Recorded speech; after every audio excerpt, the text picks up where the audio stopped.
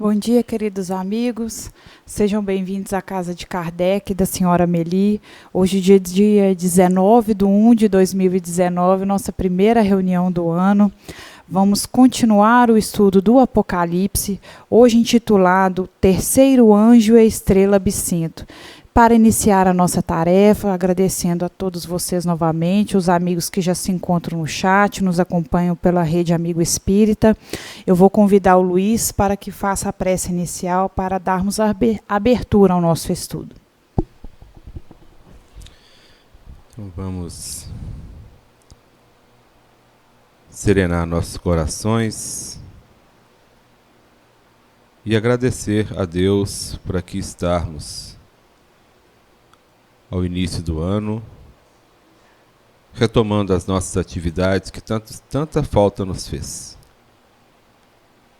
Buscamos nessa manhã a compreensão dos ensinamentos que João nos trouxe no último livro da Bíblia, que é o Apocalipse, onde nós procuramos nos revelarmos diante de todos, nos revelarmos diante de Deus, para que as nossas dificuldades possam ser expostas e sanadas. Nós buscamos, Senhor, nesse momento, o refazimento das nossas energias, para que possamos continuar nessa tarefa bendita. Que todos sejam abençoados e cada um receba em conformidade com a sua necessidade. Pedimos assim autorização, Senhor, para iniciarmos os nossos trabalhos e que os seus mensageiros estejam aqui presentes, a nos fortalecer, a nos clarear o pensamento e os corações, para que possamos dar conta daquilo que nos é cabido. Que as vossas bênçãos de paz, luz e harmonia nos envolvam hoje e sempre. Assim seja.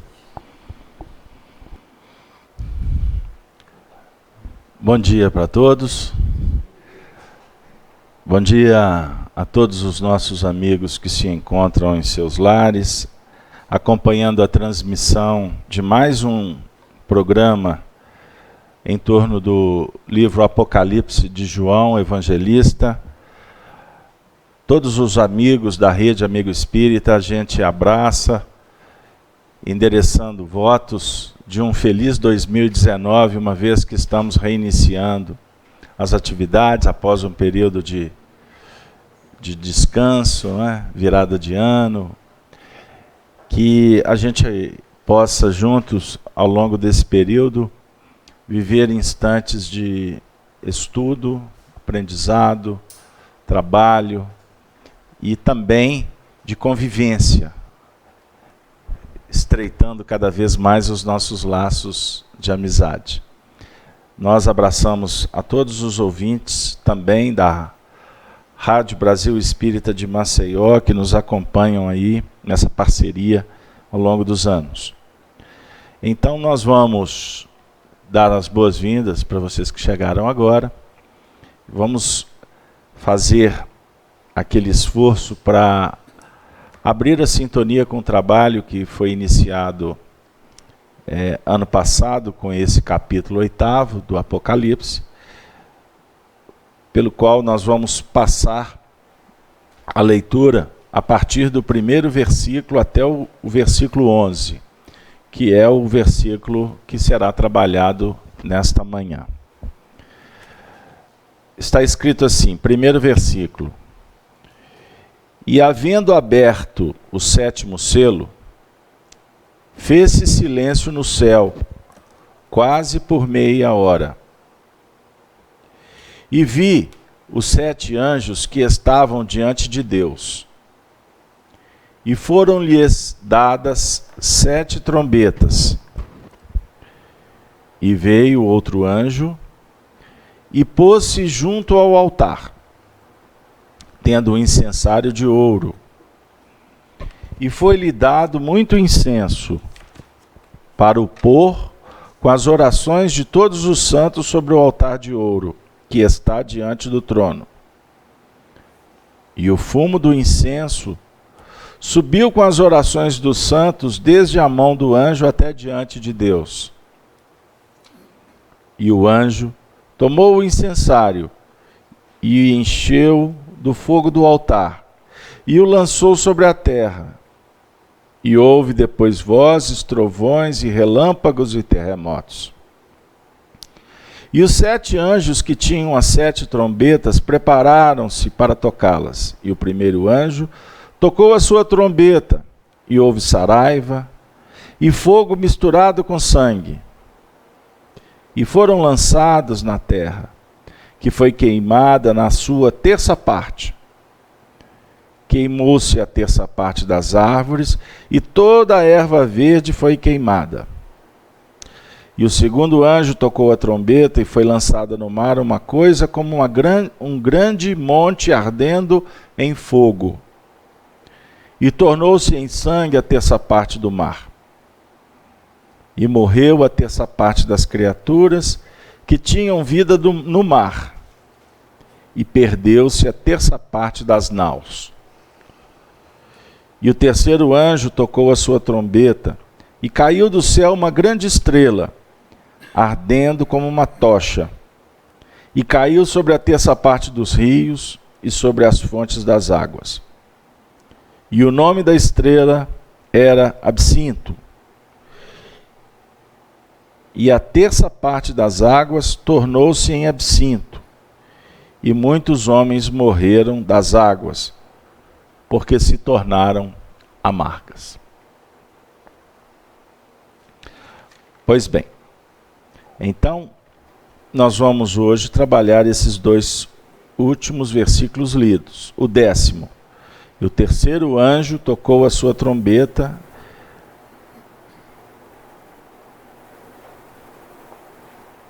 e caiu do céu uma grande estrela ardendo como uma tocha.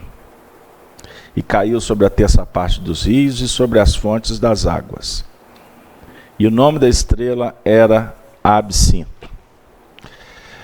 Pois bem, temos muito material aqui para a gente, não é? Então vamos lá. Luiz, hoje não teremos a presença do Júlio, então vamos contar aí também com a sua participação de uma forma mais efetiva. Então, o 10º versículo trabalha para nós aspectos muito importantes. Então vamos começar a destrinchar. Lembrando que o Apocalipse significa revelação. O estudo do Apocalipse que realizamos é à luz do Espiritismo. Fazemos exegese um pouco, mas o nosso objetivo é tirar o espírito da letra e trazer para o nosso campo íntimo, para que haja um estudo em torno dos valores morais. Está claro? O Apocalipse, por uma grande parte dos estudiosos, representa algo finalístico, fim do mundo, fim dos tempos. Nós respeitamos quem pensa assim, mas discordamos por quê? Revelação significa tirar o véu daquilo que está escondido. E hoje, com o advento do Espiritismo, nós temos os elementos que faltavam para interpretar o que Jesus ditou para João, lá na ilha de Patmos. Então, se a gente abre o livro A Gênese de Allan Kardec, no caráter da revelação espírita, nós vamos encontrar esse aspecto. Começa Kardec dizendo sobre a importância da revelação. O Espiritismo é uma revelação que foi predita por Jesus. É o Consolador que vem para fazer com que relembremos os ensinamentos dele. Isso está inserido, senta aqui, filha, no livro 14 de João. Estão lembrados? Enviarei o Consolador, aqui, Vânia. O Espírito de verdade, aquele que vos fará lembrar de tudo que vos tenho dito e dizer muito mais. Porque agora não podeis suportar. Em síntese, o texto propõe isso. Suportar no sentido de que os discípulos, na época, não tinham elementos para entender o que Jesus estava falando. Essa introdução é importante. Porque muitos que estão chegando agora para ver estes vídeos, estudar conosco no chat, não tiveram a oportunidade de estudar, de conhecer esta proposta que realizamos aqui na Casa de Kardec, que hoje está completando 133 encontros. Ok? Então a gente faz essa introdução, inclusive para incentivá-los a ir no site da FEAC ou no site da Rede Amigo Espírita, pegar o playlist e começar a estudar como muitos fazem. Tem companheiros que me ligam, Caso Alberto, eu já estou no estudo 15. Essa semana a Ana, lá do Rio Grande do Norte, Caso Alberto, fiz o estudo 24. Mas ela está aqui semanalmente, mas ela está fazendo a ponte, que para ela está sendo importante. Ficou claro? Então, nós nos deparamos com um texto simbólico, cheio de enigmas, que quando a gente lê assim, meu Deus, entendi nada. O que está escrito aqui? Então a gente vai devagarzinho, destrinchando, para a gente chegar na seguinte conclusão, que Jesus faz uma revelação do que iria acontecer. Portanto, o que está acontecendo foi previsto. Num campo amplo, que são as revelações no que remonta ao desenvolvimento da evolução planetária. Então, os fatos históricos foram vislumbrados por Jesus. Não que eles já estivessem escritos, mas por uma questão extraordinária de tendências, de probabilidades, a história é antevista. Obviamente, lembrando que temos livre-arbítrio, que podemos mudar o curso da história, em nível individual e até coletivo. Mas dentro de uma visão muito ampla, os fatos, as tendências, elas são pronunciadas por aqueles que conhecem com profundidade as causas e os efeitos. Fiz-me claro? Porque existe uma grande dificuldade para quem estuda esses aspectos proféticos, porque a indagação natural é essa. Mas espera aí, já estava escrito? Como assim? Jesus pronunciou a própria morte, a traição?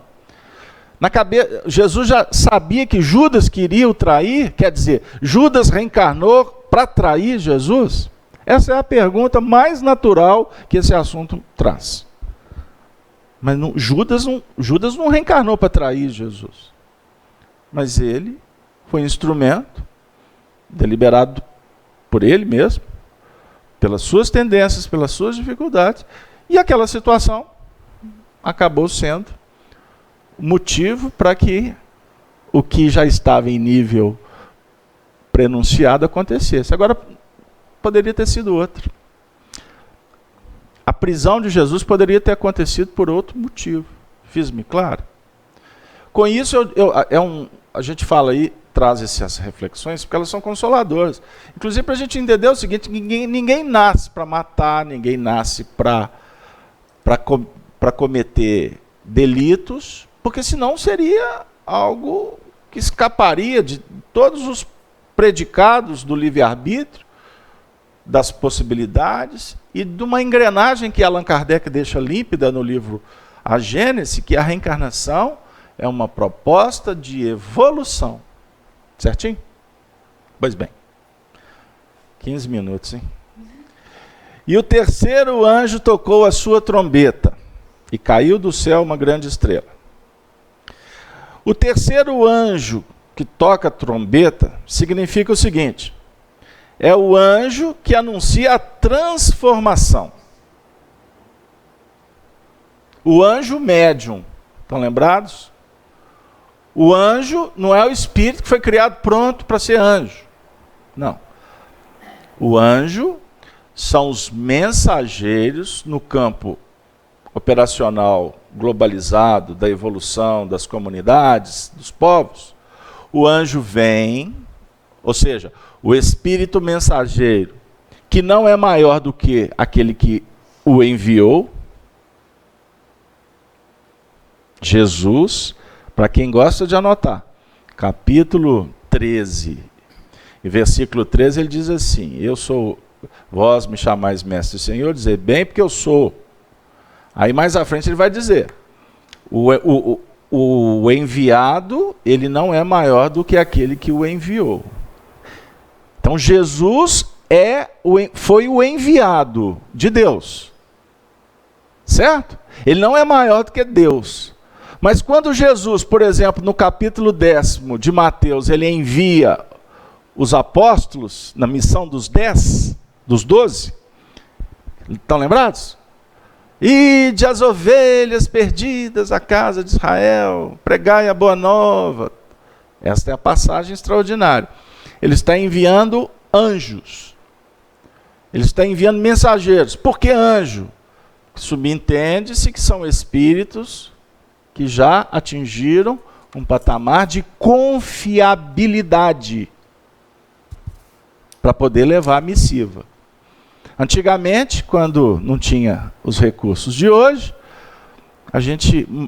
um rei ia enviar uma mensagem para um outro, uma destinação, ele escolhia aqueles que iriam levar pessoas de confiança. Certo? Para não ter problema no meio do caminho. Então, o anjo, no sentido globalizado, são os espíritos que fazem parte de uma equipe, que vem auxiliar no processo do crescimento das pessoas, dos povos. Porque o aprendiz precisa de mestre. A evolução ela se dá por hierarquia moral. Os que já aprenderam ensinam aqueles que estão no aprendizado. Agora, este que está no aprendizado, diante de uma lição superior, na retaguarda dele existem aqueles que não conseguem alcançar a lição que este está recebendo, porque ele está no estágio anterior. Então, o que eu quero dizer? No momento em que você vem aqui, na casa de Kardec, para estudar, você está assimilando um conteúdo que outros que estão na retaguarda não conseguem, porque não estão prontos, certo? No momento em que você está aprendendo essa lição, naturalmente serás convidado para ensinar essa lição para aqueles que precisam de um intermediário, que você começa a se fazer digno para isto. Fechou? Ou abriu? Então o terceiro anjo, lembram? Que é um terceiro. Nós falamos do primeiro anjo, do segundo anjo, do terceiro anjo. E aqui a trilogia nos remete à ciência, à filosofia, à ciência e à religião. Então a religião no seu sentido de vivência, ok? Então esse terceiro anjo representa 3 anjos, na verdade, porque ninguém trabalha sozinho. Lei de colaboração universal e mútua. O Emmanuel fala desta lei em vários textos, inclusive na introdução do livro Paulo Estevão. Lembra quando ele fala assim, não podemos falar de Paulo sem falar de Estevão, porque no universo rege uma lei de colaboração mútua. Olha que barato. Então, os mestres, os educadores, se congregam para espalhar a notícia.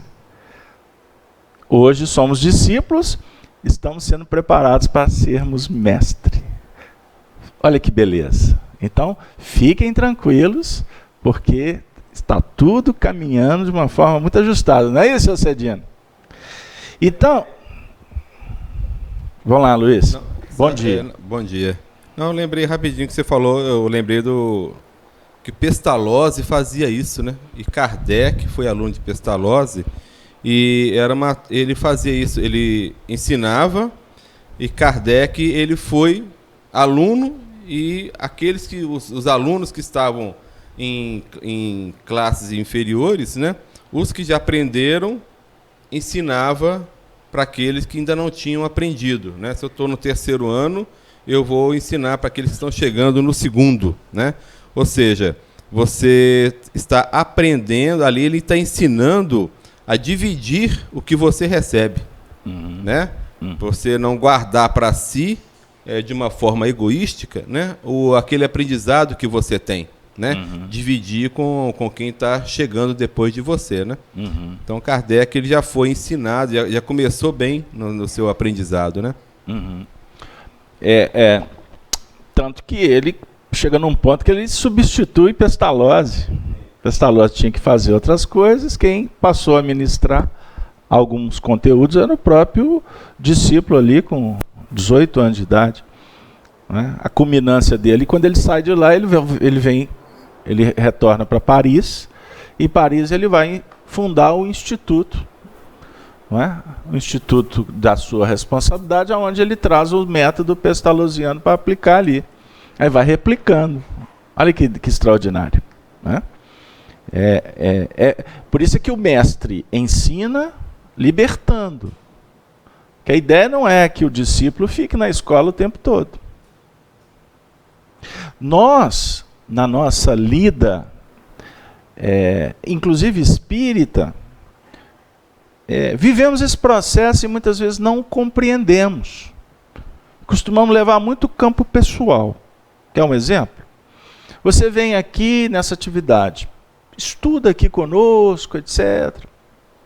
A gente tenta fazer de uma forma mais dinâmica para não dar uma ideia de que existe professor e aluno, mas existe a necessidade de alguém facilitando, alguém desenvolvendo o trabalho. Há de chegar um tempo que esse alguém vai percorrer outros caminhos e a ideia é que naturalmente surjam aqueles que vão dar continuidade ao trabalho. A característica desse trabalho é essa. Outros grupos de estudos não se caracterizam assim. São mais na base do debate, enfim. O facilitador só solta a bola e aí vai. Então, cada método é adequado àquele propósito, certinho? Mas na casa espírita, a gente costuma viver determinados estágios que depois que eles encerram o ciclo, naturalmente, a vida vai nos convidar para fazer outras coisas. Dar continuidade no aprendizado em outros ambientes, com outras pessoas, através do trabalho. Eu falei aqui, quinta-feira ou terça, que espiritismo você aprende na vida. Foi terça ou quinta? Não preocupa não. Você aprende na vida. O que eu quero dizer? Aqui nós estamos com lições, exemplos, textos, história, fantástico. Mas você não vai aprender isso aqui. Aqui você está recebendo informação. Você vai aprender isso lá na sua casa. É na hora que termina aqui, a gente vai dar passe, aqui na casa espírita, a gente vai fazer visita, a gente vai fazer reunião administrativa. Na reunião administrativa, quando eu te trato bem, e quando eu pego um assunto e debato o assunto e não debato pessoas, eu estou colocando em prática o evangelho. Agora, se eu não tenho esse discernimento, significa o seguinte, que eu estou virando as costas porque eu estou aprendendo, e na hora de fazer, o que interessa é o meu ponto de vista e ponto final. Ou eu vou fazer espiritismo à moda da casa, e não como é orientado para que a gente pratique o espiritismo. E para terminar, e quando muitas vezes a gente encerra um ciclo e vai partir para um outro, infelizmente, a nossa tendência é desvincular com problemas. Porque melindrou com alguém, porque ficou chateado, porque começou a caçar defeito. Não vou ficar ali não, porque o dirigente não presta. Antes ele era tudo para ser, agora já não serve. Quer dizer, isso é infantilidade psicológica e espiritual. Olha, você começou a perceber que existem algumas questões que não te atendem, não leve para o lado pessoal. Porque o indivíduo está fazendo como é que ele pode. E se ele está ali, ele tem uma chancela. Ninguém é coordenador por acaso. A não ser porque fez política, né? Porque tem também. Mas isso não vem ao caso. Se ele está ali, foi Jesus quem autorizou. Mesmo com as conspurcações, se ele está ali, ele ocupa um lugar que é responsabilidade dele, que é oportunidade para ele aprender. E se eu estou na condição de observar o dirigente, bem-aventurado se eu valorizar isso. Porque é melhor você aprender observando, ouvindo, sendo direcionado, do que direcionando. Porque aí, quando tu vai ter que pôr ponto nos is, a responsabilidade é maior. A condição, a possibilidade de erro também é maior. Básico. Ora, vibra. Porque quem atira pedra é aquele que geralmente são aqueles que vão ocupar o lugar. E aí, quando senta, que vai ver que o buraco da agulha é mais fino do que se pensava. Ajustei isso aqui agora, nunca tinha pensado. Hein? Beleza? Podemos passar? E o anjo tocou a trombeta, significa a transformação de valores já conquistados. Você só transforma o que você já possui. Esse ponto é fundamental. A Vânia hoje se apoia na Vânia de ontem. Então, a Vânia de ontem tinha V maiúsculo. Quando nasce a Vânia de hoje, o Vzinho dela vai aumentando e o Vzinho da Vânia de ontem vai diminuindo. Mas você não joga o V da Vânia fora. Nós não podemos rasgar a nossa história. Nossa, como eu fui pecador. Isso é papo de religioso. O que vale não foi o que você fez, no seu sentido, como é que eu digo? O que vale foi a experiência que você adquiriu. E essa experiência que vai ser o piso para novas experiências. Então nós temos que agradecer. Só que a sua visão hoje, ela está direcionada para frente. Quando a gente olha para trás, nós temos que olhar para buscar essa experiência para aprimorar o que vem para frente. E não ficar ou encantado com o passado, ou destruído pelo passado. Não tem que ter culpa. Eu estava com saudade. A heteronomia, né? Vamos rasgar a heteronomia fora. Não tem que ter culpa, não tem que ter medo. Não, passou. Vida nova. O anjo, a trombeta, está tocando exatamente para a gente caminhar para frente. Agora, o terceiro anjo tocou a trombeta e caiu do céu uma grande estrela. O Honório Abreu disse assim, lá atrás, no ano 2000, caiu do plano psíquico da consciência para o plano prático do combate às más tendências. Olha que barato. A estrela que cai, vamos pensar, o anjo toca a trombeta, ele anuncia. E quando ele toca a trombeta, a estrela vai cair. Quer dizer, chegou a hora da lição. Chegou a hora da informação. Chegou a hora do livro. Não é? Gente, isso é tão sutil. Segunda-feira, na reunião mediúnica, um médium falou assim, Carlos Alberto, estou sentindo a presença de Tiradentes. É um espírito presente nas nossas atividades doutrinárias. Não estamos falando do Tiradentes político, é o Tiradentes trabalhador do Cristo.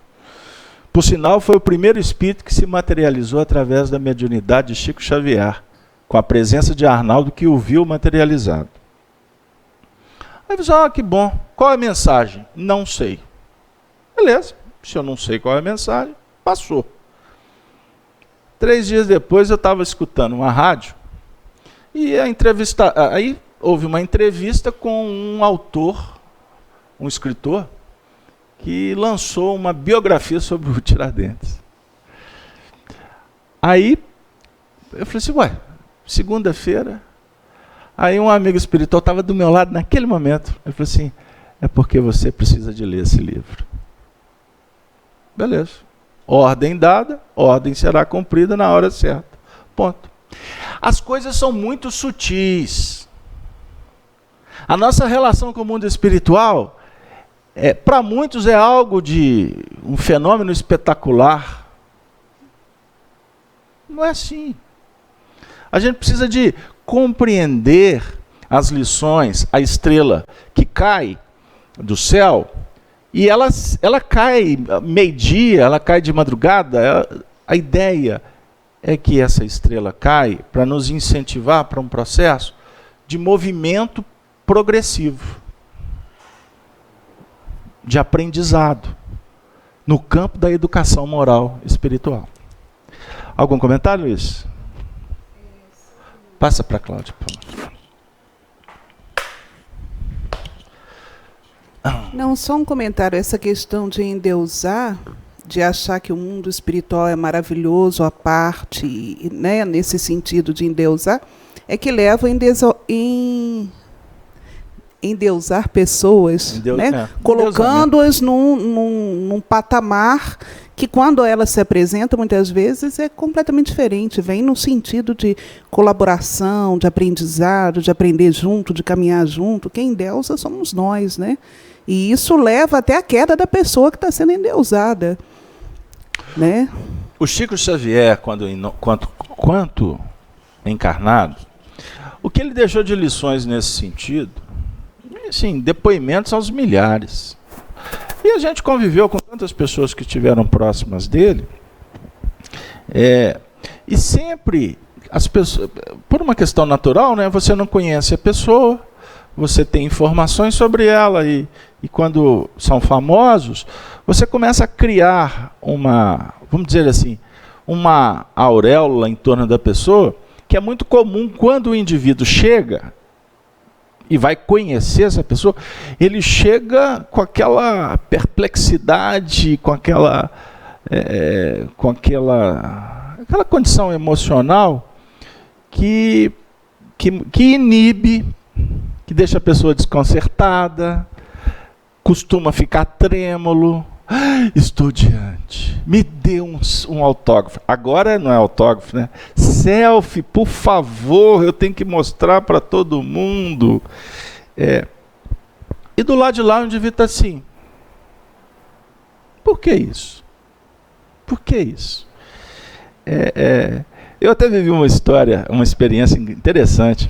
Eu estava fazendo uma ponte aérea e de repente eu estou vendo um indivíduo, um homem grande na minha frente, alto, e um monte de pessoas em volta dele e tal, mas assim, normal, conversando aqui e tal.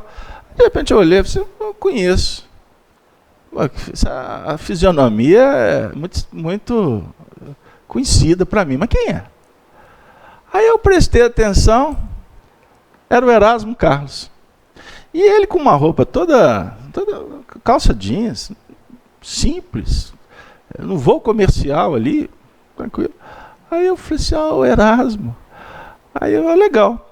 Mas aí eu fui percebendo um burburinho em volta. Aí começaram a descobrir que era ele. Aí as pessoas alteram completamente o comportamento, porque estão diante de um ser humano. E foi muito interessante, porque eu estava tão perto dele, porque não deu nem tempo, né, de passar nada pela minha cabeça, a não ser identificar que era o Erasmo Carlos. Aí teve um momento que ele virou para mim. Quando ele virou, eu falei assim, ô Erasmo, tudo bem? Você me permite fazer uma pergunta? Ele, permite. Como eu estou conversando com a Denise? Aí eu fiz uma pergunta para ele, que é uma pergunta que eu queria fazer há muito tempo.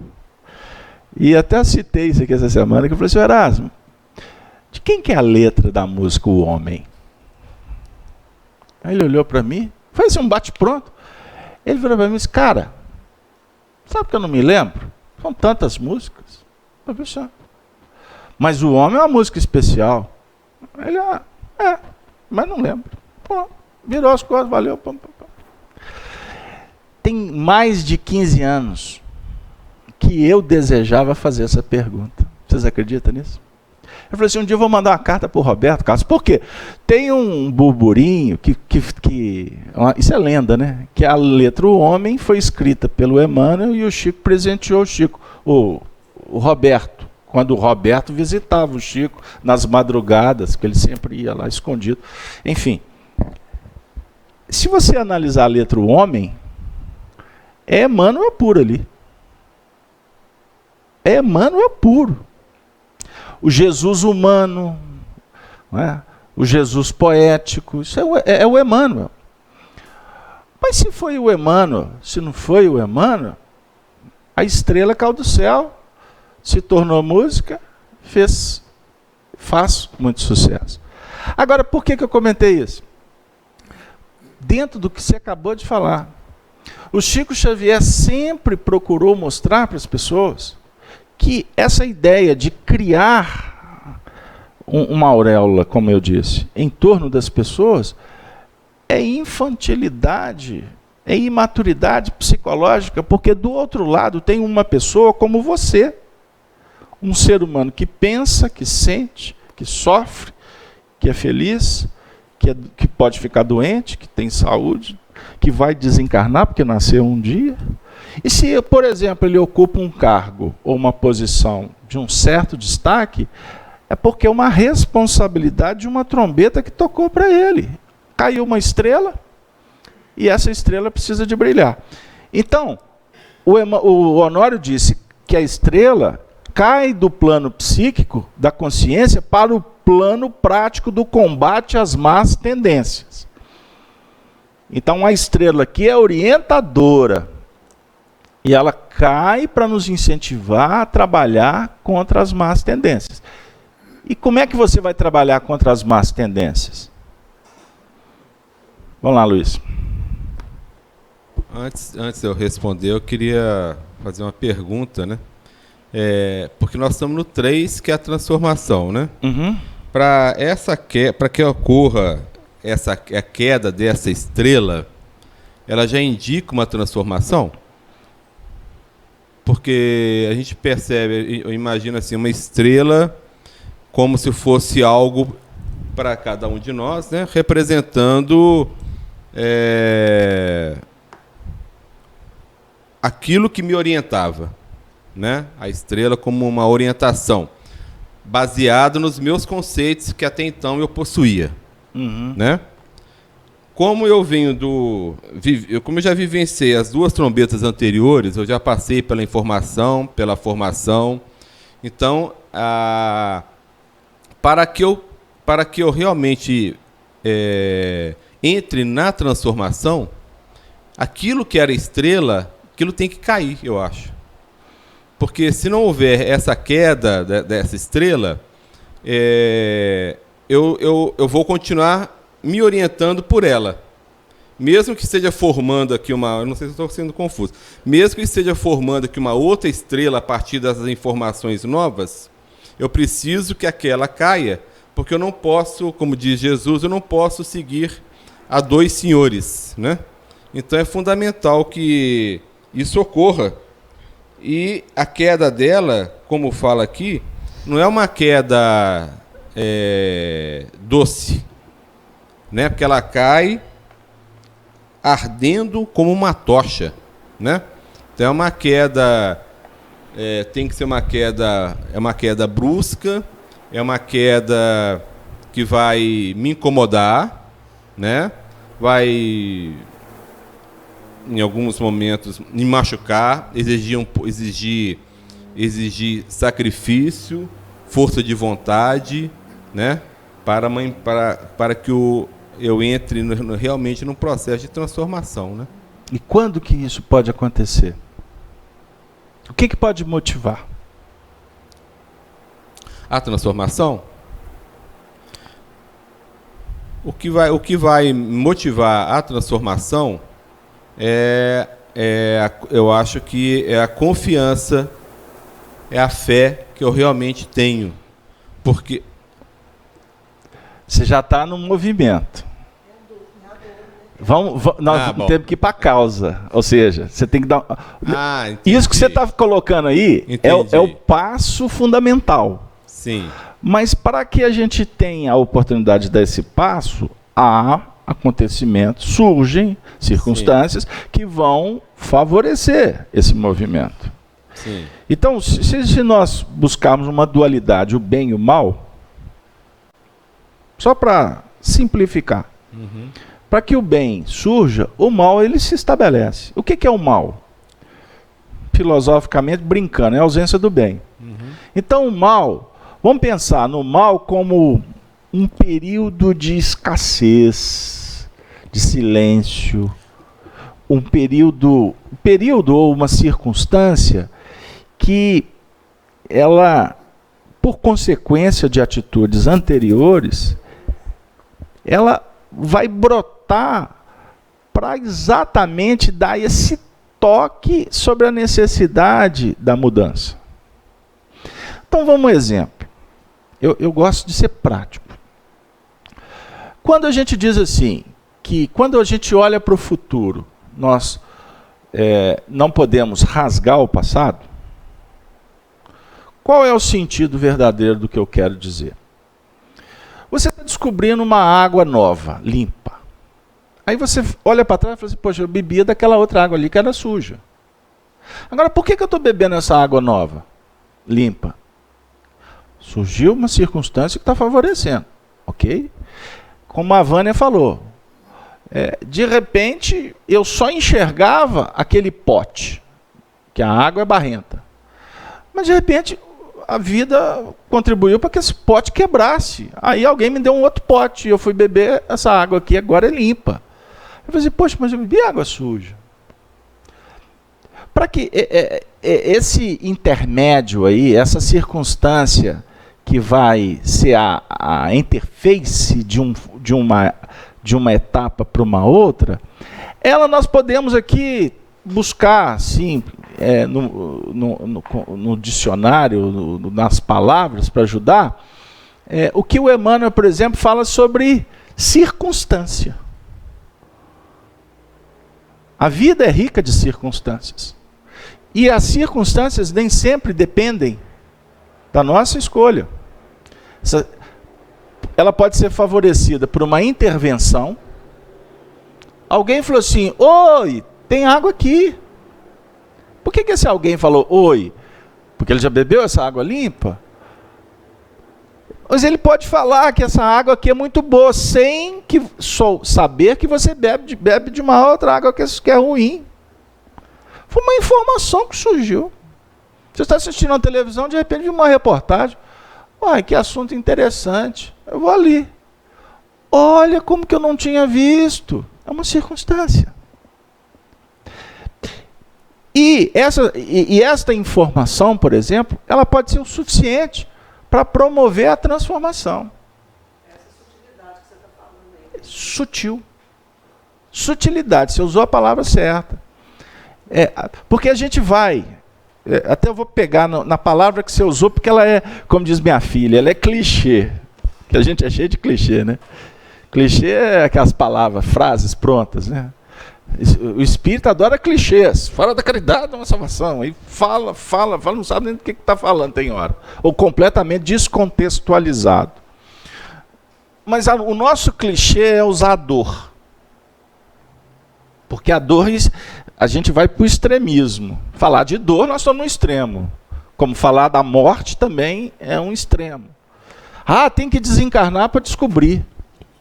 Não tem que ter um câncer para acordar. Ok, inquestionável, que vai despertar mesmo. Porque você nunca será o mesmo depois de um diagnóstico. Não é verdade? Se vocês não tiveram o diagnóstico ainda, muda antes. Mas se tiver o diagnóstico, tu vai mudar. Tu vai mudar, não serás o mesmo. Né? Eu tenho uma carta do Chico que nós vamos publicar em breve, que ele fala assim, ele falando das dores. Ele tinha angina, ele tinha aquilo, ele tinha aquilo outro. Aí ele fala assim, mas a minha vida está sendo orquestrada pelas minhas irmãs dores. A minha querida angina. Aí ele vai brincando com as palavras. Então, ele está dando uma ideia assim mais suave para os processos. É a característica dele. Porque assim tem que ser mesmo. Você descobriu, você vai brigar, você vai ficar mais doente ainda porque você descobriu aquela anomalia, aquela enfermidade.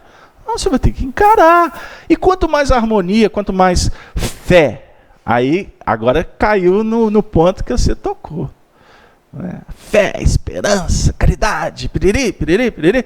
Mas você terá condições de sobrepor aquela circunstância que está dando uma notícia, é um sinal. Mas não é para você pagar a conta. É um sinal, porque houve uma desarmonização Você deixou de gravitar em torno da unidade divina, questão 1009. Então vamos voltar para gravitar em torno da unidade divina. Por isso que é uma grande estrela, Luiz. Ela não é uma pequena estrela, é uma grande estrela. Ou seja, o que era o nosso céu se transforma num inferno. Denise estava de férias. Primeiro dia que eu voltei, como é que você está, Denise? Descansou bastante?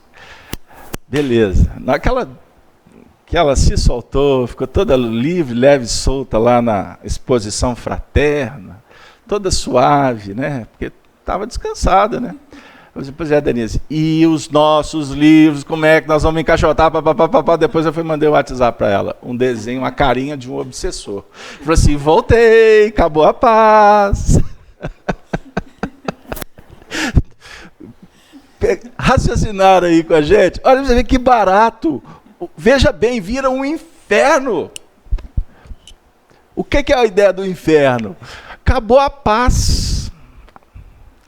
A informação acaba com a paz.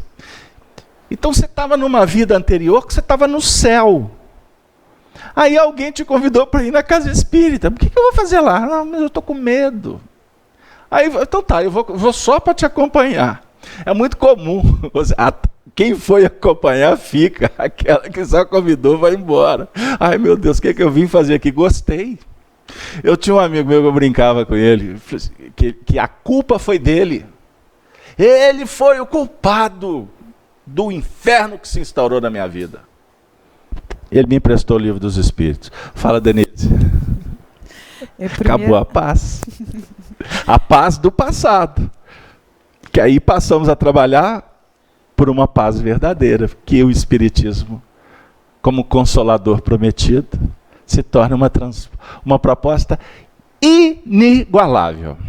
Porque ela vai te dizer o tempo todo que temos muito que caminhar, que temos muito que trabalhar, e que lá é o céu de verdade. O céu, no seu sentido de estado de alma, é o trabalho que vai te engrandecer. É pelo trabalho que você vai domar as más inclinações. É pelo trabalho que você vai o tempo todo se colocar numa condição de se preparar para novas tarefas. Acabou a paz. Bom, eu gostaria de primeiro transmitir um abraço. O Júlio César pediu para cumprimentar a todos. Ele está aqui no chat acompanhando o nosso estudo. Com muita alegria, tem 123 amigos nos acompanhando pelo YouTube, muitos outros amigos no Facebook. Então, nossa audiência, a nossa primeira reunião do ano, está muito bacana. E o Israel, de Fortaleza, no Ceará, ele fez uma pergunta aqui no chat. Posso afirmar que essa queda, porque vocês falaram sobre queda, né? O Luiz comentou a respeito, que tem por finalidade a transformação, é o reconhecimento dos nossos defeitos?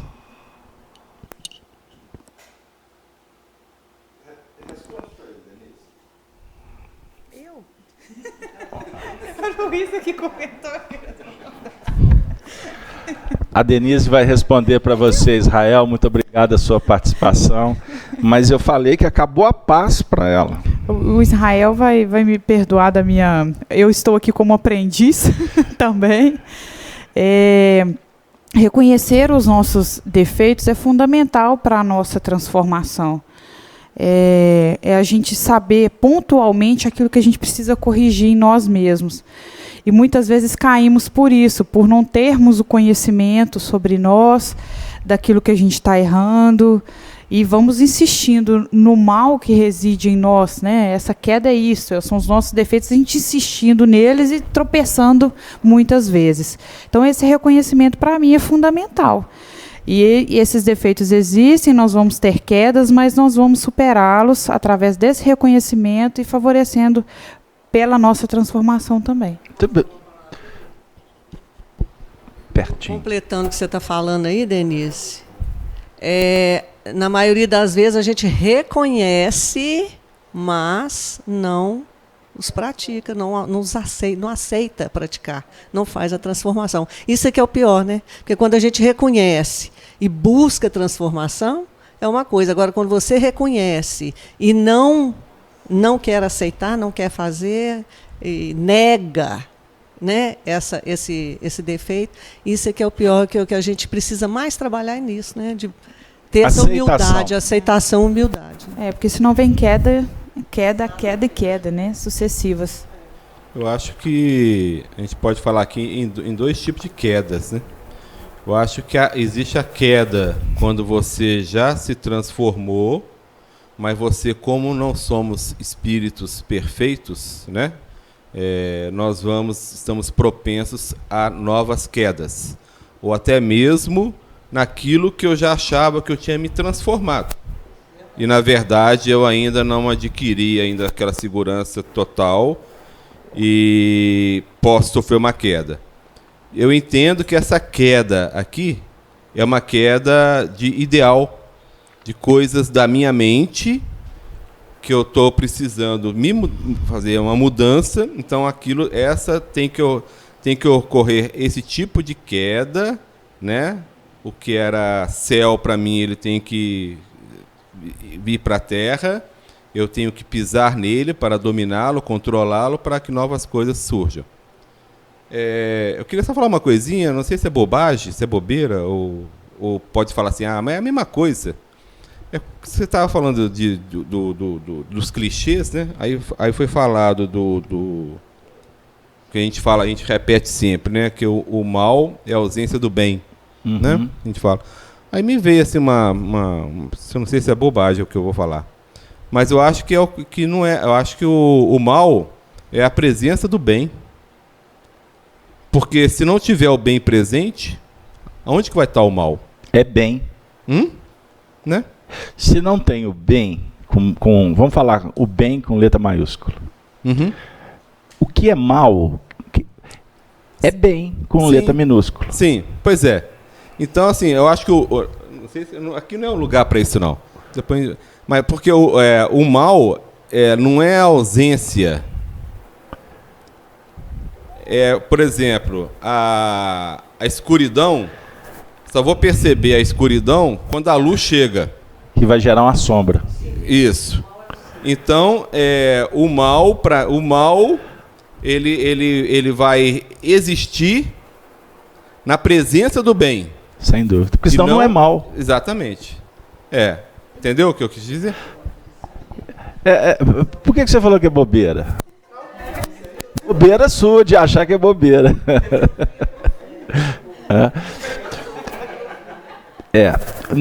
Na verdade, a gente tem. Vamos pensar o seguinte: você tem um quarto aqui completamente selado, sem qualquer incidência de luz. Tudo que estiver lá dentro desse quarto está acomodado. Então, se a gente conseguir entrar nesse ambiente, mantendo ele todo selado, você não vai perceber nada, porque é ausência de luz, certo? Mas a partir do momento que tiver uma frestazinha de luz, isso vai gerar uma sombra. Então você tem o mal na ou a escuridão na sua plenitude, na totalidade, o negro, o black. Mas a partir do momento que entrou a luz, vai gerar uma sombra. Aí não vai ser tão black. Começa a fazer, então, o quê? Aquilo que estava acomodado começa a se movimentar ali dentro. Vamos lá, Cláudia, rapidinho, porque eu preciso de acelerar aqui agora. Esse conceito do bem e do mal, para mim, filosófico demais, ele coloca, depende da forma que você vê. Eu posso estar vendo, é um mal aparente, mas é um bem. É muito sutil o bem e mal. Né? Aquela pessoa que me desafia, que me tira da linha, do centro, é um mal, apareceu para mim. Não, peraí, da forma que eu estou vendo aquela pessoa com que eu tenho, não, é um bem. É a minha estrela que caiu do céu para me chamar a atenção de que eu preciso tomar outro rumo. Então ele não é o mal, depende do ponto de vista. Então o bem e o mal, ele não existe por si. Ele existe a partir do que você tem para interpretar o bem e o mal. É o universo conceitual. Exatamente. É o universo conceitual. Então você tem universos paralelos, ocupando mesmo a faixa de espaço e tempo. Certo? Mas nessas teorias aí das cordas, né, ou da buraco de minhoca lá, você tem frestas que você pode ir de um universo para o outro. A desencarnação funciona assim, ela te joga para o universo paralelo. Olha que barato. Então, quando muitas vezes você muda do ponto de vista, você passa a enxergar aquilo que você não entendia. É só isso, é ponto de vista. Então não existe o mal. Na verdade, não existe mal. O bem está em toda parte. Deus está em toda parte. Allan Kardec destrincha isso para nós no capítulo da Gênesis, o bem e o mal. Não é? Então, por exemplo, um animal luta para se preservar. Aí ele vai caçar, ele vai procriar, etc. Dentro da própria cadeia da natureza, você vai ter a lei de destruição, né? E a lei de progresso. O Kardec nos explica isso com muita propriedade. O que nós entendemos como destruição, na verdade, é transformação. Isso é muito importante. Por isso que a desencarnação para o espírita é apenas mudança. Mudança de espaço-tempo. É mudança ou mudança de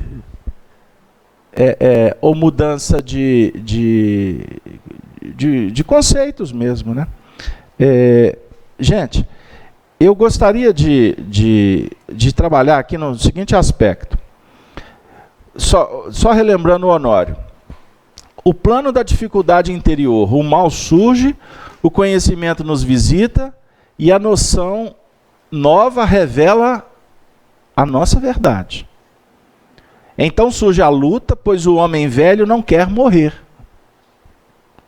E o nosso bloco de baixo atua para matar o homem novo. Então a verdade surge, a gente tem resistência para mudar. Então aí que está.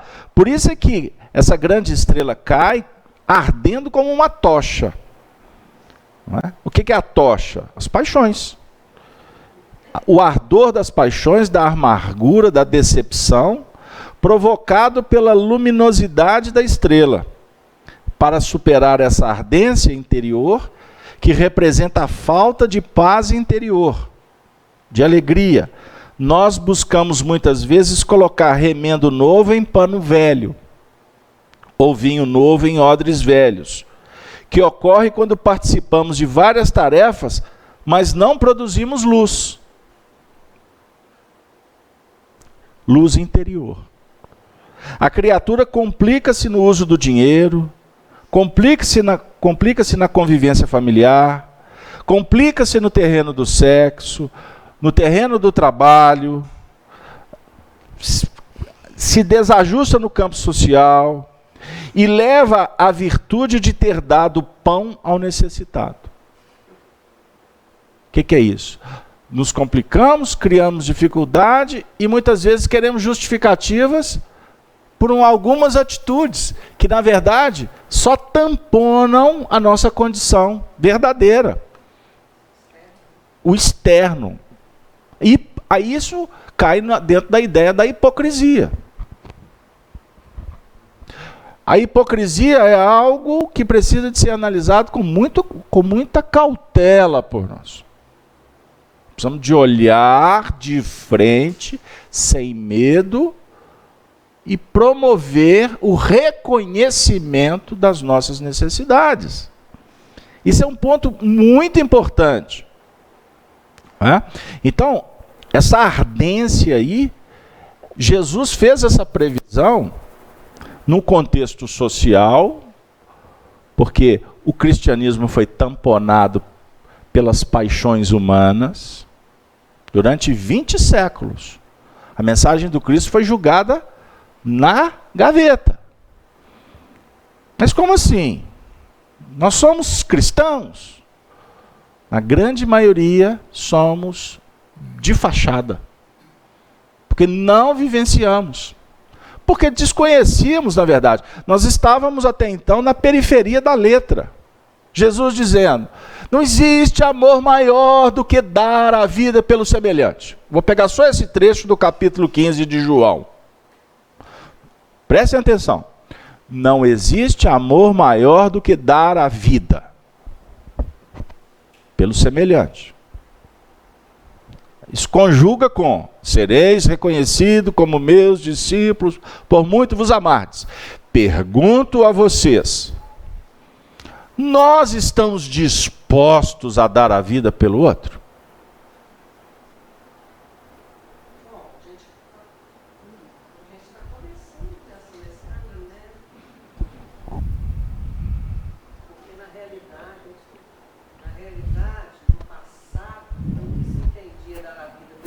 Está aberto?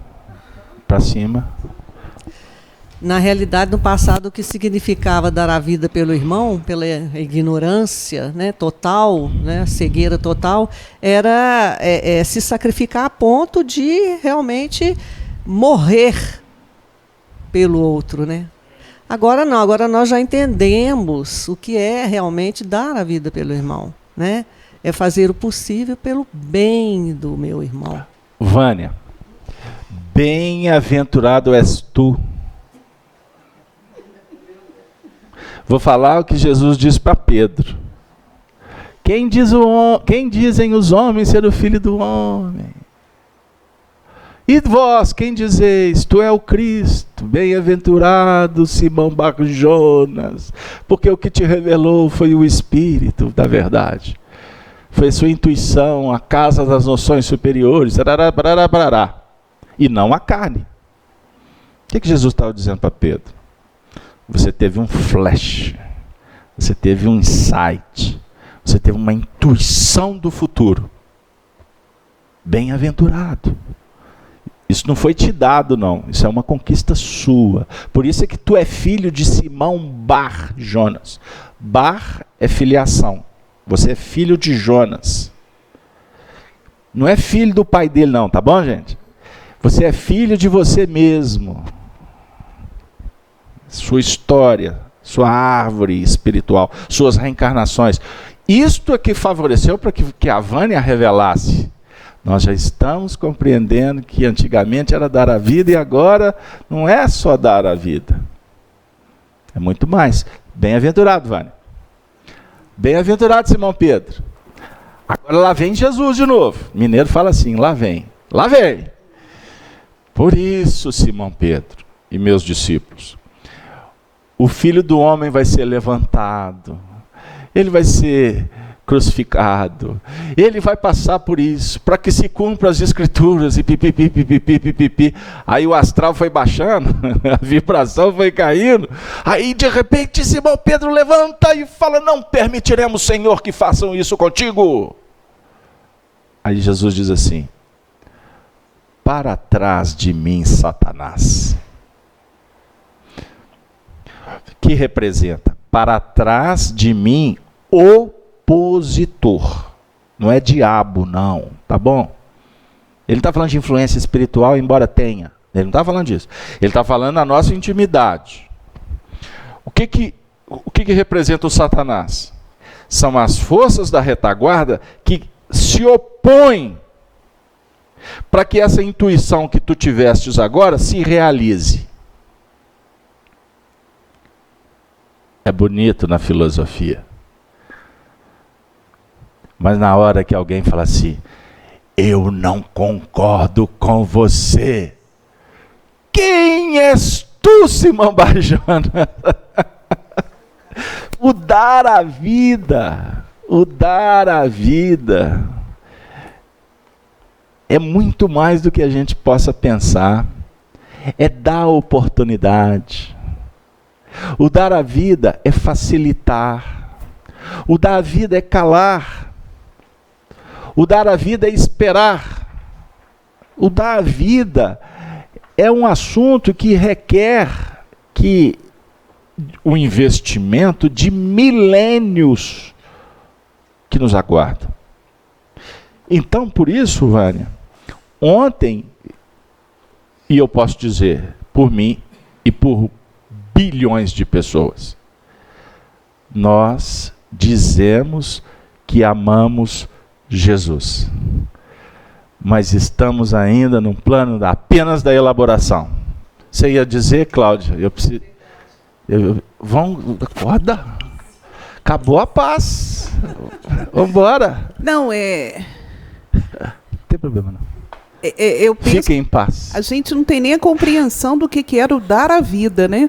Porque o bem em si, a gente não consegue fazer o bem nem para nós, né? A gente acaba trazendo mazela para a saúde, para a paz, para tanta coisa. Imagina dar a vida. Se o bem já é difícil de fazer, ou às vezes a mãe, que é o amor supremo na terra, que a gente imagina, às vezes até imbuída de fazer o bem, faz o mal, protege demais. Então é muito complexa essa questão de dar a vida e do bem, né? Por isso é que cai do céu uma grande estrela ardendo como tocha e cai sobre a terça parte dos rios. Essa estrela vai cair do céu sobre a terça parte dos rios. Rio não é o que fomenta, não é o que irriga. O rio não é a água, que é o fluxo da vida. Então vai cair sobre o rio como um fluxo rotineiro de hábitos. Essa estrela vai cair ardendo em fogo sobre o fluxo dos hábitos. Porque os hábitos é que estabelecem a esteira de reflexos. Nos faz lembrar Emmanuel. Então essa esteira de reflexos é o seu caráter, é a sua índole. A sua índole hoje, esse perfil que você apresenta, ele se apoia em hábitos que você adquiriu nesta vida e nos milênios pregressos. Por isso é utópico falar em mudança abrupta.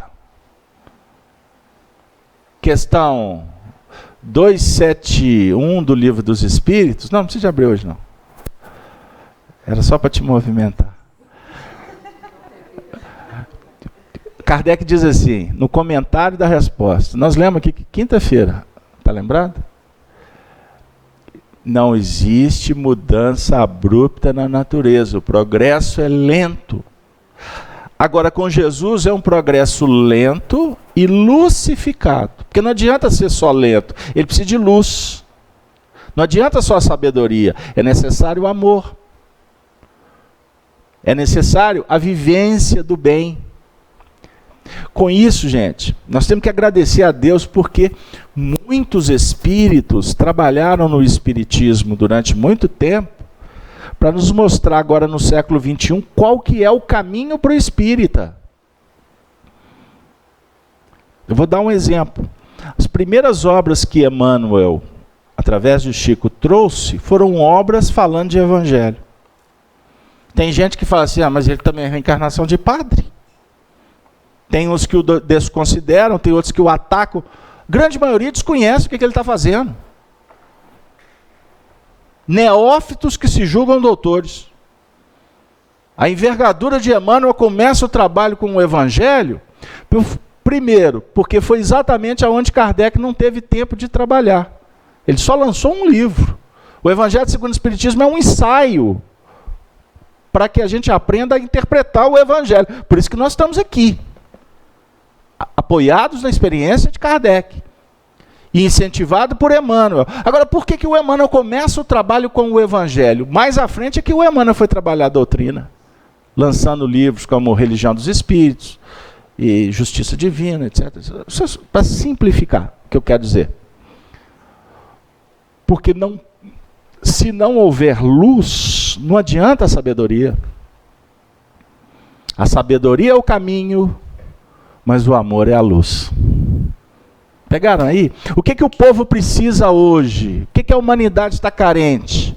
É de evangelho. E, aliás, é o evangelho que nos aproxima do católico, do protestante, do judeu. Por quê? A linguagem, todos leem o evangelho. Então, por que eu vou falar assim, não vou ler o evangelho? Não, eu vou ler o evangelho e vou dizer qual é a interpretação espírita. Se essa interpretação espírita atende ou começar a iluminar a interpretação católica, nós cumprimos a nossa missão, porque nós não viemos aqui disputar espaço. Nós viemos aqui reunir em família. Porque cada um vê a vida sob o seu ponto de vista, sob a sua ótica, que é pautada na experiência espiritual de muitas reencarnações.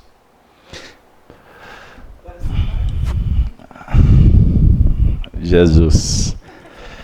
E o tema é a estrela absinto. Agora você embaralhou. Emmanuel começou pelo Evangelho, depois a sabedoria. Mas o primeiro livro espírita lançado foi o Livro dos Espíritos, que é filosófico, mas para entender o Evangelho a gente precisava primeiro da noção de Deus. Você embaralhou tudo. Eu entendi o que você falou, porque você está na linha pragmática. E está correto. Primeiro ciência, primeiro filosofia, depois ciência, depois religião. O Evangelho não é religião.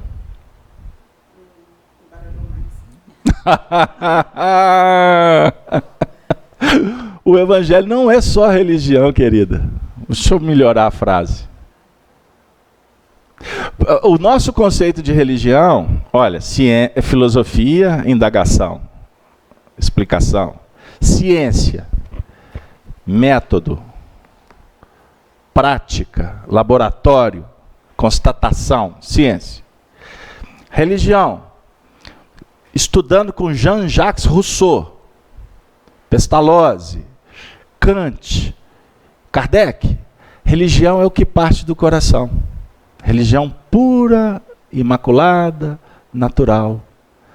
Religião, numa visão diferenciada, é a natureza divina que está dentro de você, que está lá fora.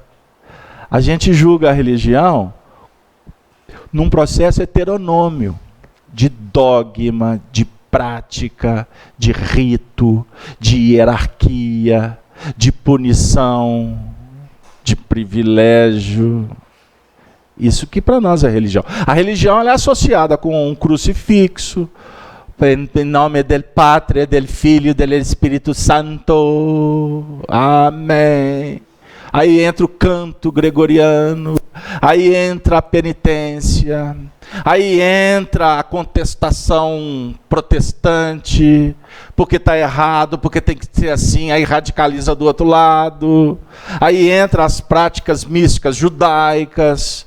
Isso que para nós é religião. Não é dessa religião.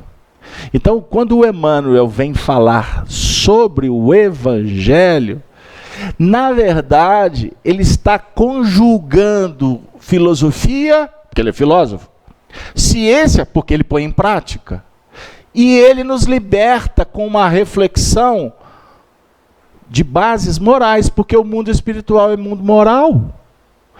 Então o Evangelho, ele não é religião, o Evangelho é filosofia. Vós me chamais mestre, e dizeis bem porque eu sou. Jesus não falou, vós me chamais sacerdote, e dizeis bem porque eu sou, porque ele não era. Pegaram aí? Então o Evangelho, o Espiritismo, filosofia, ciência e religião. O Espiritismo, qual que é o papel dele? Não é relembrar Jesus? Não é o Evangelho de Jesus? O Espiritismo, o papel dele é relembrar as Escrituras, não é só Jesus. Porque o Espiritismo traz Moisés, embora os espíritas tenham resistência. Porque Jesus disse, eu não vim destruir a lei. Então, se Jesus não desautoriza Moisés, não será o Espiritismo que vai desautorizar Moisés. Agora, não é o Moisés de Israel. É o legislador, é o anjo que toca trombeta, que fala sobre justiça. É o anjo que anuncia que vai vir um Messias. Ele está falando do amor. É o anjo que promete, que fala de uma Canaã, de uma terra prometida. Qual que é a Canaã, não sei, a terra do coração? Religião natural. E aí a gente vai voando como uma águia em busca da sabedoria e do amor. Mas está certo. Primeiro o Livro dos Espíritos, depois o Livro dos Médiuns, depois o Evangelho, depois o Céu e o Inferno, depois a Gênesis. Então, para terminar, você tem um Pentateuco kardeciano. Certo?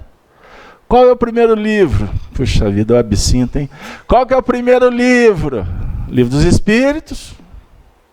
Livro dos Espíritos. Livro dos Médiuns, Evangelho, Céu e Inferno e Gênesis. Certo? Não é um Pentateuco? Os exegetas tratam o Evangelho de Jesus como 5 principais livros, que são os 4 Evangelhos e o Atos dos Apóstolos. Certo? 5, então é um Pentateuco. Moisés trouxe um Pentateuco Qual que é o primeiro livro de Moisés? Gênesis. Qual que é o último livro de Kardec? A Gênese. Então nós temos 3 ciclos representados por 3 pentateucos. Eu preciso terminar a reunião. Não vim destruir a lei. É a dinâmica da revelação. No tempo, no espaço, mas com o fim de nos libertar para a gente fazer luz, para sermos felizes. Com muita simplicidade. Joga a academia fora e fica com a simplicidade e com o amor. Fala, Luiz. Vou só ampliar um pouquinho. No Consolador, o Emmanuel fala do Evangelho, aí fala que o Evangelho é o roteiro para a ascensão de todos os espíritos em luta, o aprendizado na Terra para os planos superiores do ilimitado. De sua aplicação decorre a luz do Espírito. De sua aplicação decorre a luz do Espírito. Brilhe a vossa luz. Agora, vamos voltar. Sem Kardec você não vai brilhar a luz.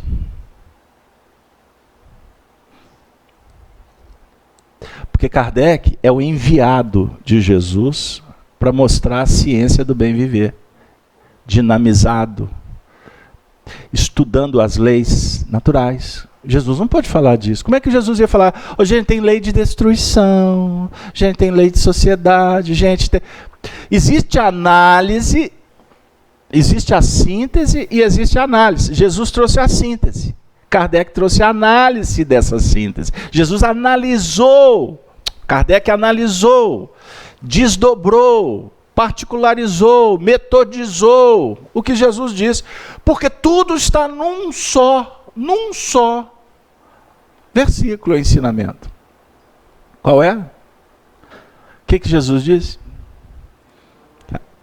Que a lei e os profetas se resumem em amar a Deus sobre todas as coisas e ao próximo como a si mesmo. Que volta que nós demos para falar de um versículo, hein?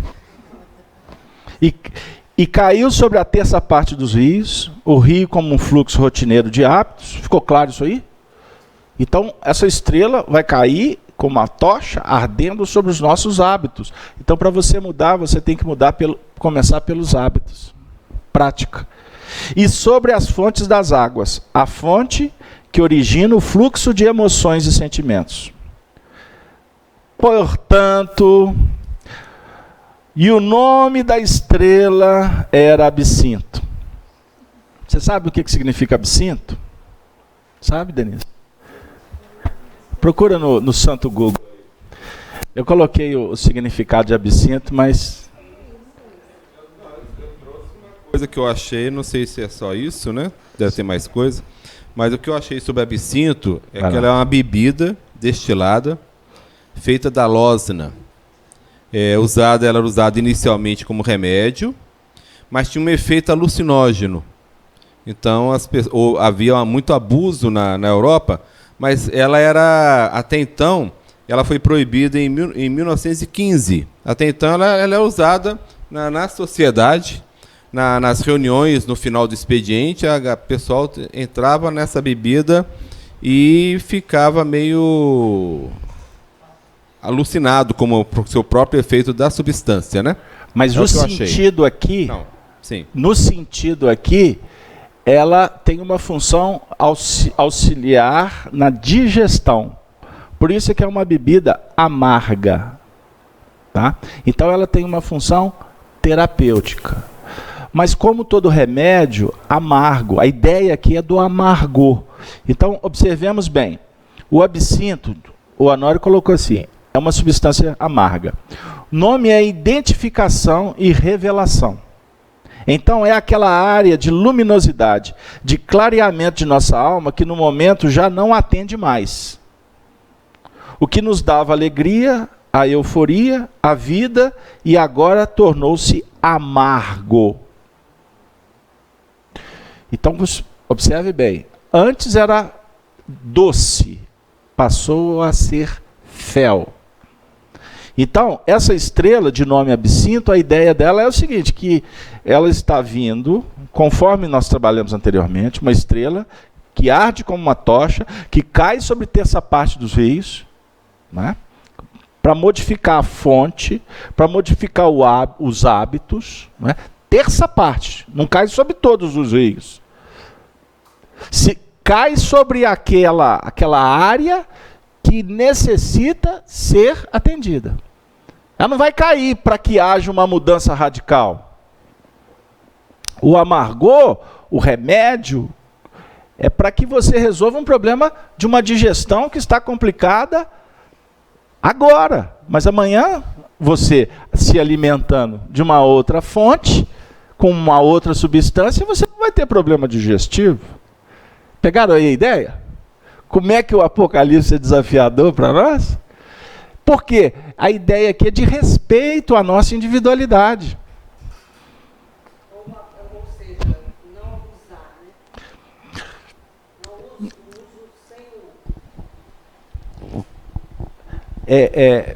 uso sem o uso sem o abuso, com equilíbrio.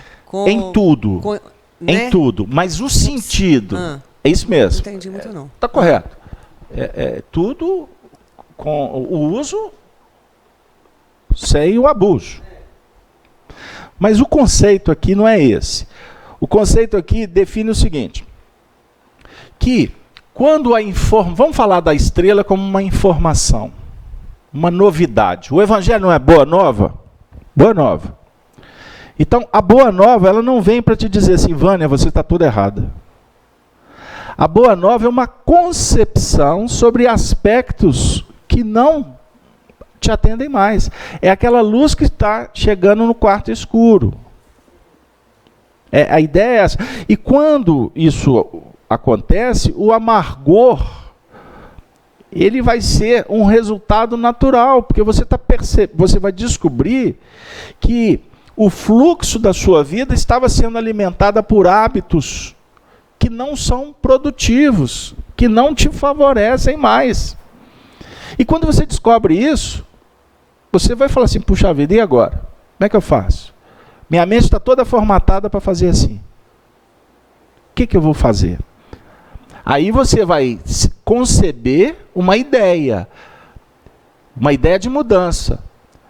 Mas aí entra um outro assunto que vai aqui uma reunião inteira, falando que para mudança você tem que ter planejamento, você vai precisar de perceber que tem etapas, que você vai estabelecer metas, objetivos, que cada objetivo vai exigir esforço, vai ter acerto, vai ter erro. É um grande projeto.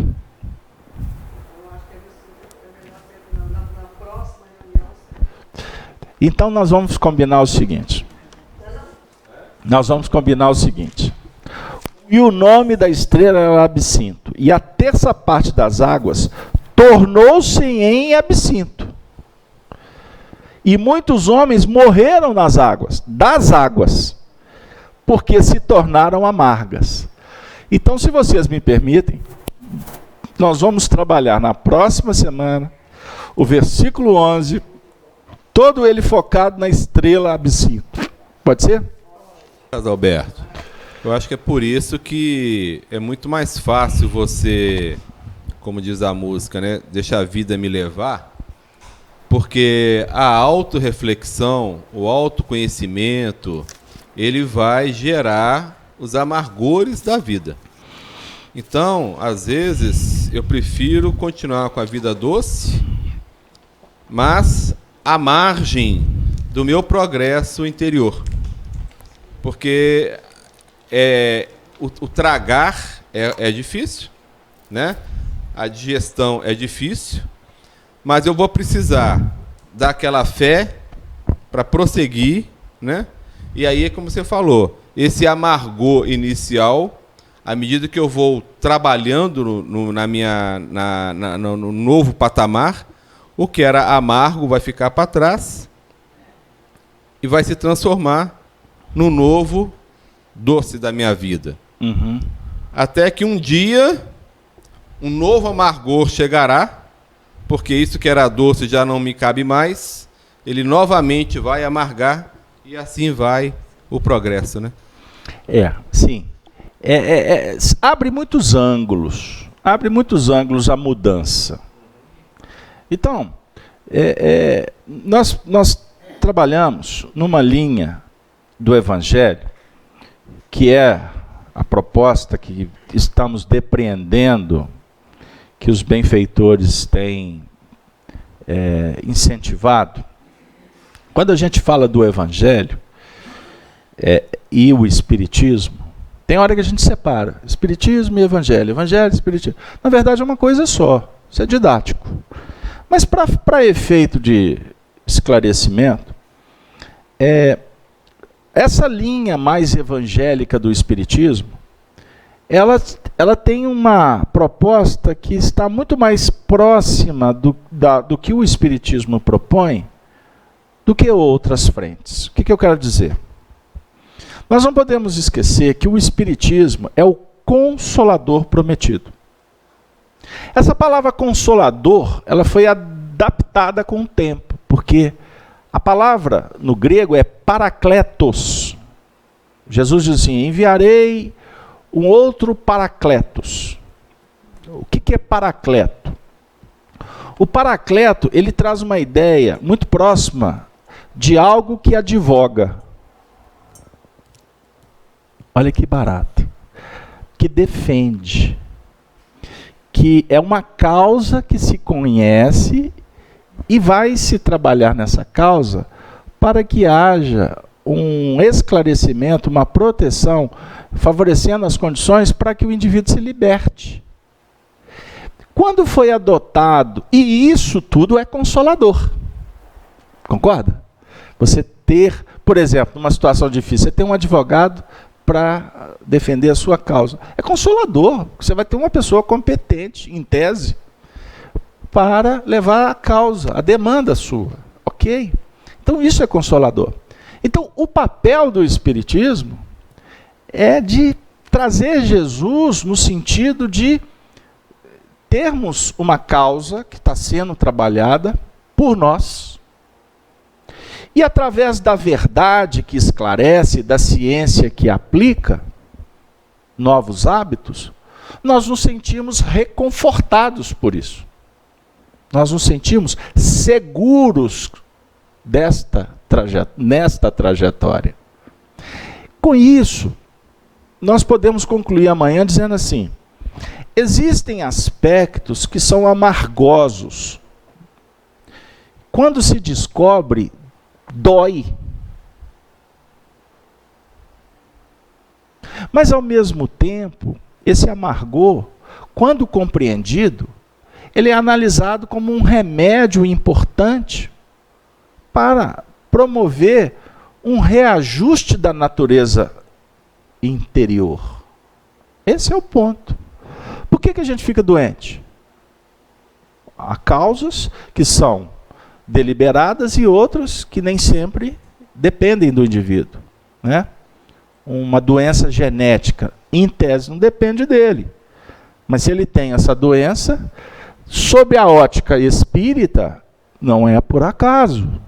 Ele tem mazelas em função de opções que ele definiu no passado e que causou desarmonias psíquicas, com repercussão no seu corpo espiritual. Quando ele reencarnar, essa repercussão vai ser naturalmente drenada através do corpo físico. Fiz-me claro? Então, mediante a verdade, nós precisamos de entender que se o problema surgiu, seja no campo das ideias, ou seja no campo prático, é porque está se desenvolvendo um processo de reajuste. E nós precisamos de investir nesse reajuste. Não deixar apenas a vida me levar. Vida leva eu. Era isso que você queria dizer, né, Zeca Pagodinho? Deixa a vida me levar, vida leva eu. Eu não sei qual que é a ideia que ele fez esse refrão, mas eu posso ajustá-lo em 2 movimentos. Olha, a vida me apresentou o problema. Então, vida, leva eu. Mas não no sentido de eu estou no barco e deixa acontecer. Não. Não pode ser assim. Porque eu preciso de conduzir o barco. Porque se eu não tiver bússola, se eu não tiver remo ou vela, eu estarei sujeito às intempéries da natureza. Certo? Mas, então, compete a mim administrar. Eu sou o senhor do meu destino. Ponto final. Os espíritos nos ajudam, mas o responsável sou eu. Isso eu não posso abrir mão. Porque senão eu rasgo a doutrina espírita e rasgo o evangelho. Porque se quereis ser meus discípulos, façam o que eu estou ensinando. Quer dizer, existe uma ordenação moral. Ponto. Agora, eu vou ficar com o Zeca Pagodinho também, no Vida Leva Eu, porque tem coisas que eu não dou conta. Tem coisas que eu não sei. Há mistérios na minha intimidade. E existe um mistério muito maior, que é o semelhante. Eu desconheço. O indivíduo, você convive com ele lá 60 anos. De repente, de uma hora para outra, ele tem um comportamento que te assusta. Já viveu isso? Porque ele é um ser que está se descobrindo. E você não o conhece, porque ninguém o conhece. Só ele mesmo, dentro das limitações da relatividade. A não ser Deus, que é o tutor de tudo. E se Deus, que nos compreende, que nos conhece, não invade a nossa intimidade, Deus não vai atuar de fora para dentro, porque é necessário que você tenha autonomia para se libertar, que direito que eu tenho de reclamar da vida? Ou atirar pedra em quem quer que seja? Então, vida leva eu, deixa a vida me levar. Acabou com o samba, hein? Os cariocas gostam, hein? Não é assim? O brasileiro gosta de samba também. Mas então, 10, 12, vai. Vamos lá. Tudo que você falou, o Emmanuel, de novo no Consolador, ele fala assim, o espiritismo sem evangelho pode alcançar as melhores expressões de nobreza, mas não passará de atividade destinada a modificar-se ou desaparecer, como todos os elementos transitórios do mundo. E o espírita que não cogitou da sua iluminação com Jesus Cristo pode ser um cientista e um filósofo, com as mais elevadas aquisições intelectuais, mas estará sem leme e sem roteiro no instante da tempestade inevitável da provação e da experiência, porque só o sentimento divino da fé pode arrebatar o homem das preocupações inferiores da terra para os caminhos supremos dos páramos espirituais.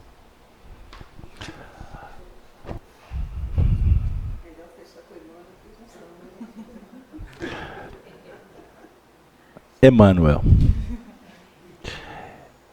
E tem espírita por aí. Mas se o espiritismo sem evangelho, ele acabaria com o tempo? O espírita sem evangelho é um filósofo que um dia vai bater com a cara na porta. Mas depois a porta abre, porque ele vai bater na porta e vai pedir. E o pedido sempre será atendido. Pedi e obtereis, buscai e achareis, batei e a vida abrirá as portas da imortalidade e da sabedoria, do amor e da paz.